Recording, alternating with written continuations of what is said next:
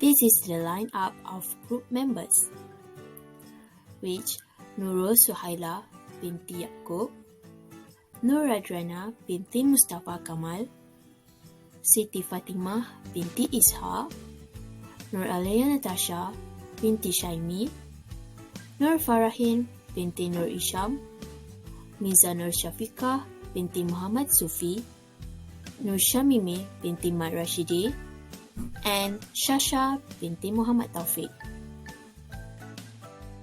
Hi, we are from Group 1 J4 BA 117 3D.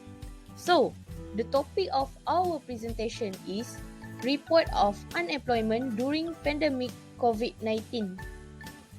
Let's get through to what does it mean by macroeconomics. Macroeconomics is a branch of economics that studies decision-making for the entire economy. It also studies how the economy behaves in a broad outline. In this report writing, we are focusing more on the unemployment problem. In economics, unemployment means lack of jobs for those who are able and willing at prevailing wage. For example, where there are people between the age 16 and 65 who are not working but actively seeking jobs. This report discusses about cyclical unemployment, or by another name is unemployment that lacks of demand. Cyclical unemployment occurs due to low and less demand during the downturn and recession of the business cycle.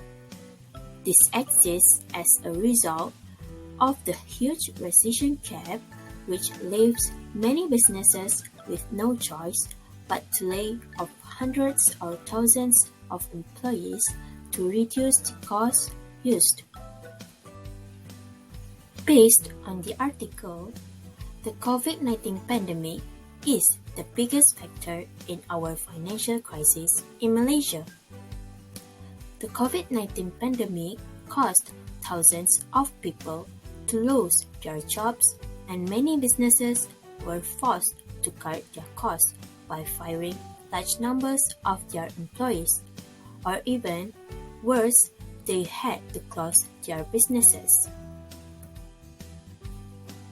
Now, let's move to the analyzing current macroeconomics problem in Malaysia. In March 2020, the COVID-19 pandemic happened in Malaysia and caused an economic crisis. The crisis is different from the Asian financial crisis in 1997 and 1998 that brought long-lasting effects towards the country. In the year of 2020, negative 5.6% contraction happened, and it had affected Malaysia's economic growth. The COVID-19 pandemic also gives a big impact and has a profound impact based on labor market perspective. Malaysia was able to maintain its unemployment rate and at a relatively low 3.2% during the financial crisis back then. The pandemic has caused thousands of individuals to lose their jobs, and it also increased the unemployment rate to 4.5% in 2020. As the COVID-19 epidemic increased dramatically, the government has taken various measures to prevent the epidemic from spreading further. The implementation of Movement Control Order (MCO) and the closure of some business sectors are some of the methods that have been implemented by the government. Unfortunately, this move has caused a huge disruption to the supply and demand side of the system economy. Okay, let's move to the types of unemployment in Malaysia during RMCO.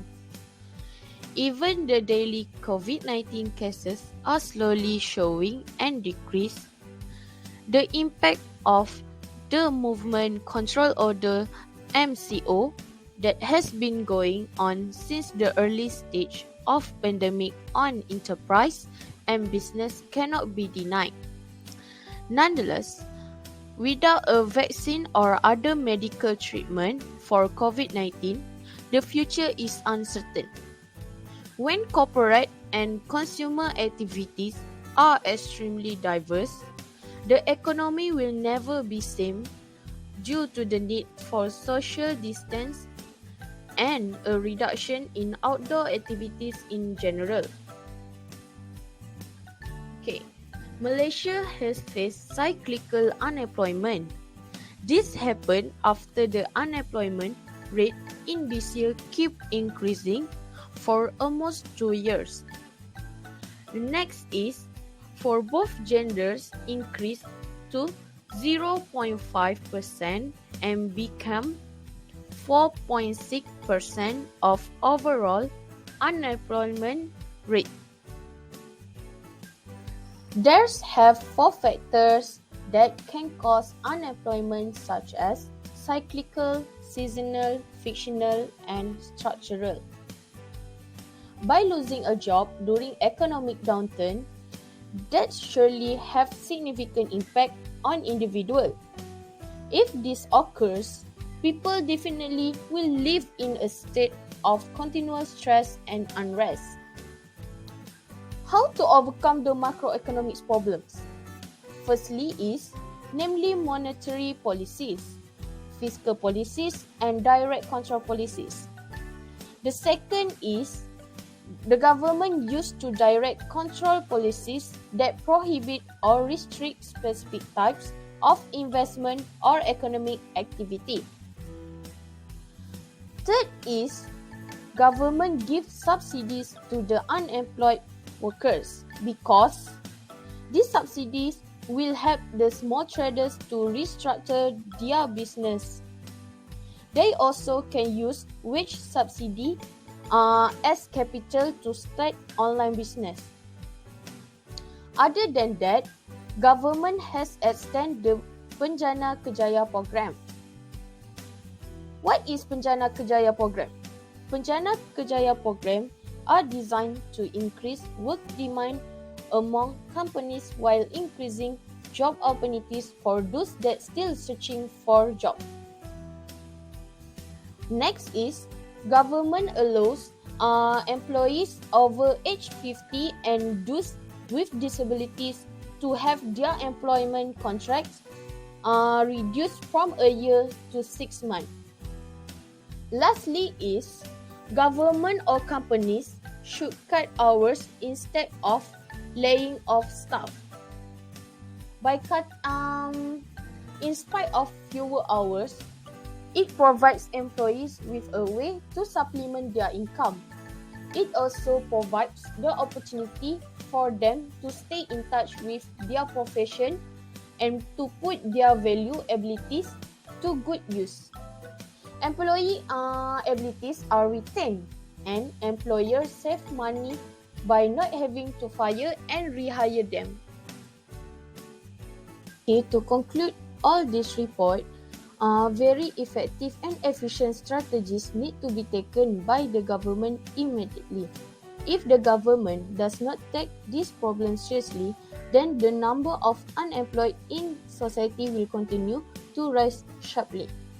The implication of such a situation will cause society to lose the skills of workers in any kind of job.